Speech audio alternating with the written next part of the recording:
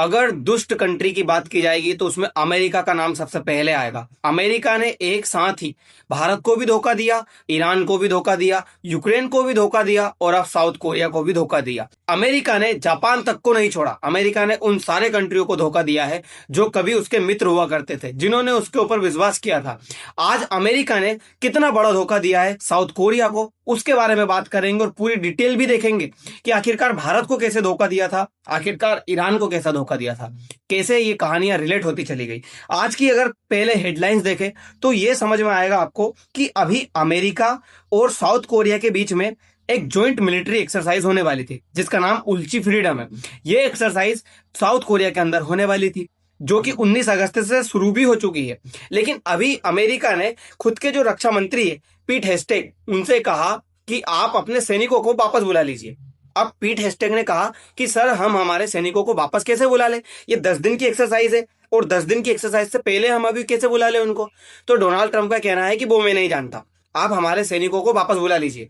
तो पीट हेस्टेक ने कहा कि सर हमने साउथ कोरिया को वचन देकर के रखा है कि हम साउथ कोरिया के साथ में ये मिलिट्री एक्सरसाइज करेंगे और उसकी सुरक्षा करेंगे। तो ट्रंप ने कहा क्यों सुरक्षा करेंगे, हमें कोई सुरक्षा नहीं करनी साउथ कोरिया की। जब हमने साउथ कोरिया से कहा कि ईरान जो वॉर चल रहा है उसमें अमेरिका की हेल्प करने के लिए आ जाए, स्ट्रेट हॉर्मुज को खुलवाने के लिए आ जाए, तो साउथ कोरिया ने नो थैंक्स कह दिया था। साउथ कोरिया ने मना कर दिया कि हम आपकी हेल्प करने नहीं आएंगे। तो अब हम क्यों हेल्प करें साउथ कोरिया की, हम क्यों बचाएं किम जोंग से। और किम जोंग से उन्होंने अभी तस्वीर भी साझा कर दी। किम जोंग के साथ तस्वीर साझा करते हुए डोनाल्ड ट्रंप ने कह दिया कि किम जोंग तो हमारे बहुत अच्छे मित्र हैं, हम उनके साथ में क्यों युद्ध करें, उनसे बचाने के लिए साउथ कोरिया के साथ में क्यों मिलिट्री एक्सरसाइज करें। किम जोंग के साथ में तो अभी हम मीटिंग करने वाले हैं नवंबर के महीने में, बहुत अच्छे मित्र हैं, वो मेरी इज्जत भी करते हैं, रिस्पेक्ट करते हैं मेरी। इस तरह की बातें करके किम जोंग को अपना मित्र बता के साउथ कोरिया को सीधे सीधे धोखा दे दिया। जो बेचारा साउथ कोरिया इनके ऊपर डिपेंड है, इनके विश्वास पे ये अपने सोल्जर्स जो है वो नहीं बढ़ा रहा, टेक्नोलॉजी के मामले में खुद को आगे लेकर के जा रहा, और आज साउथ कोरिया का साथ छोड़ दिया डोनाल्ड ट्रंप ने। अब जैसे ही ये बात सामने निकल कर आती है आप इसको भारत से रिलेट कर सकते हो।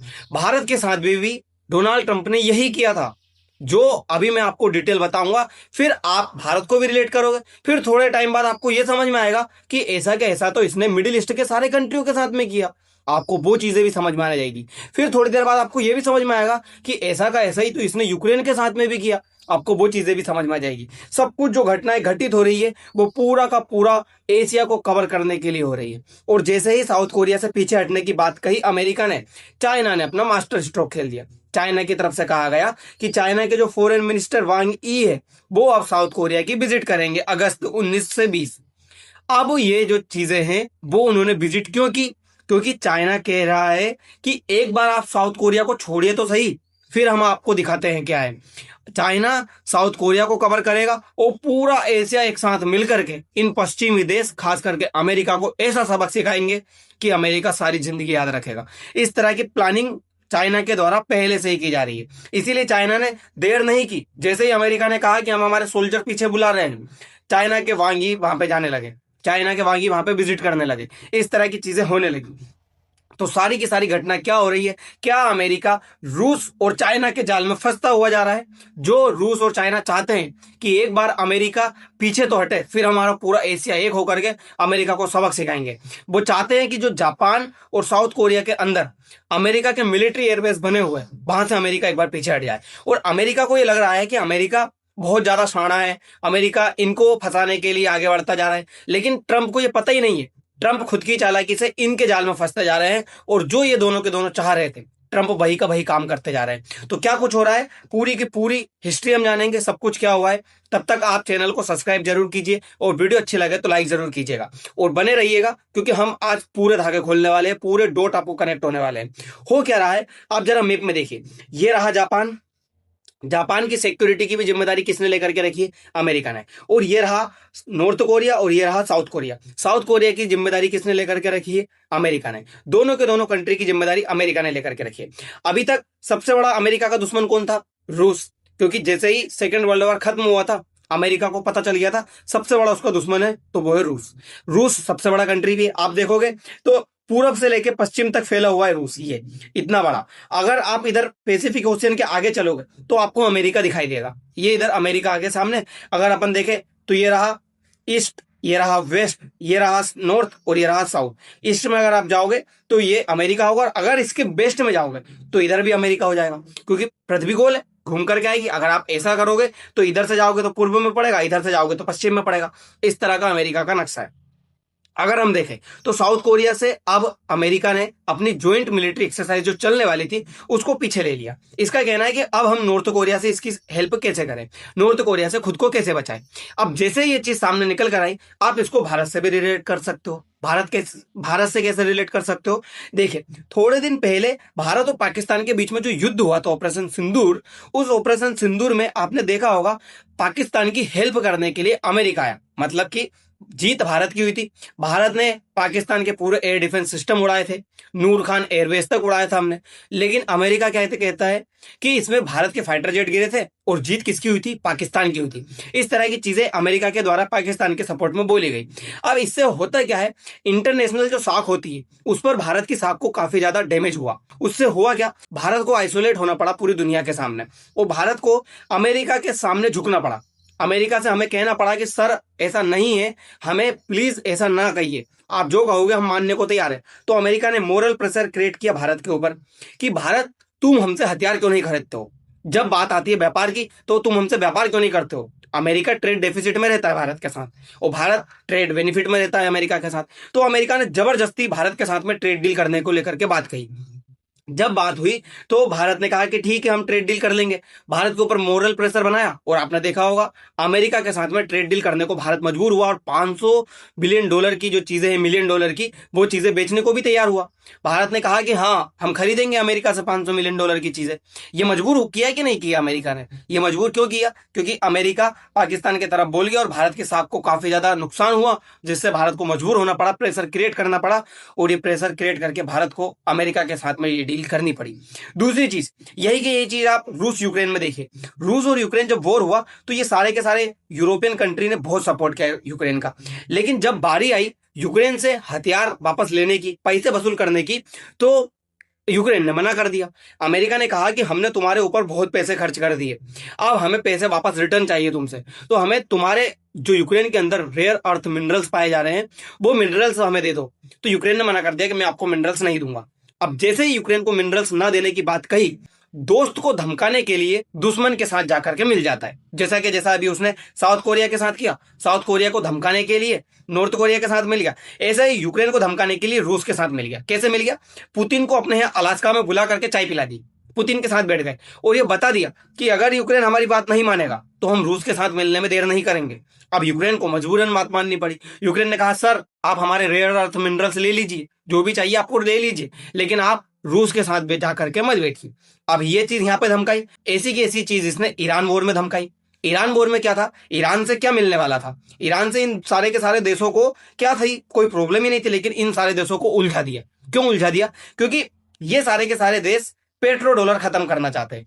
पेट्रो डॉलर कैसा कि पेट्रोल में जो भी ये पेट्रोल बेचेंगे किसी भी कंट्री को, वो डॉलर में ही व्यापार करेंगे, डॉलर ही लेंगे, तभी वो देशों को पेट्रोल बेचेंगे। आज हमारे पास पेट्रोल आता है तो हमें डॉलर में ही उनका जो पेमेंट करना पड़ता है। अब ये पेट्रोल डॉलर खत्म हो रहा था, जिससे अमेरिका के डॉलर की वैल्यू कम हो रही थी, और ये चीज अमेरिका को बर्दाश्त नहीं हुई। इसीलिए इसने ईरान वॉर छेड़ दिया और ये सारे देशों को बहुत कुटवाया अमेरिका से, ईरान से। अब हुआ क्या, उसको पता है कि ईरान के पास ऐसी कोई मिसाइल नहीं है जो अमेरिका तक आ सके, तो ये कौन को मारेगा? ईरान। तो ईरान मारेगा इन सारे देशों को, और ईरान ने इन सारे देशों को बहुत मारा। ईरान ने इन सारे देशों को इतना बर्बाद कर दिया कि सारे देशों को वापस खड़ा होने के लिए अमेरिका का सहायता लेनी पड़ेगी। अब इन्होंने कह दिया कि सर आप हम पेट्रो डॉलर नहीं खत्म कर सकते, क्योंकि आज हमारी हालत बहुत बुरी हो चुकी है, आप हमारी हेल्प करिए, हमारे साथ आकर के खड़े होइए। तो देखिए, यूक्रेन को धोखा दिया, खुद का ही दोस्त था, दुश्मन के साथ जाकर के मिलने की कोशिश की। इसी तरह से इन देशों को धोखा दिया, ईरान के साथ कुटवा करके। भारत को धोखा दिया क्योंकि भारत व्यापार नहीं कर रहा था, हमें पाकिस्तान के साथ जाकर के मिल गया। अब इसी तरह से इसने साउथ कोरिया से धोखा दिया, जो जाकर के किसके साथ मिल गया? नॉर्थ कोरिया के साथ। अब इसी तरह की चीजें हर समय करता रहा है, क्योंकि आप देखिए नॉर्थ कोरिया कितना बड़ा दुश्मन है। कभी भी अमेरिका का ये दोस्त है जापान, उसके ऊपर मिसाइल दाग देता है, कभी भी जो है साउथ कोरिया के साथ दुश्मनी लेने लगता है। लेकिन अमेरिका इन चीजों को एक्सेप्ट नहीं कर। अमेरिका कह रहा है कि किम जोंग तो हमारे सबसे अच्छे मित्र हैं, हमारे साथ कैसा कर सकते हैं, ऐसा कुछ नहीं कर सकते। ये वो सारी बातें करके बेचारे नॉर्थ कोरिया को मजबूर कर देगा अमेरिका के साथ में डील करने पे और अमेरिका के साथ में ईरान वॉर में लड़ने पे। आज ईरान वॉर में अमेरिका अकेला पड़ गया है, इसीलिए अमेरिका को ये सारी की सारी चीजें बुरी लग रही है। आप लोगों को भी लग रहा होगा अमेरिका को भी अकेला छोड़ दिया साउथ कोरिया ने। अमेरिका को अकेला नहीं छोड़ना चाहिए था, क्योंकि अमेरिका उसकी हेल्प करता है। अभी मैं आपको पूरे राज खोलूंगा और बचे हुए हैं जो आपको समझ आएगा कि अमेरिका कितना फर्जी है। ये देखिए, एक एक्सरसाइज जो साउथ कोरिया के साथ होने वाली है जिसका नाम उल्ची फ्रीडम है, उस उल्ची फ्रीडम जो सील्ड ड्रिल है उसमें नॉर्थ कोरिया के साथ लड़ने से मना कर दिया। इसका कहना है कि हम क्यों लड़े नॉर्थ कोरिया के खिलाफ, हम क्यों एक्सरसाइज करें, अमेरिका कहता है।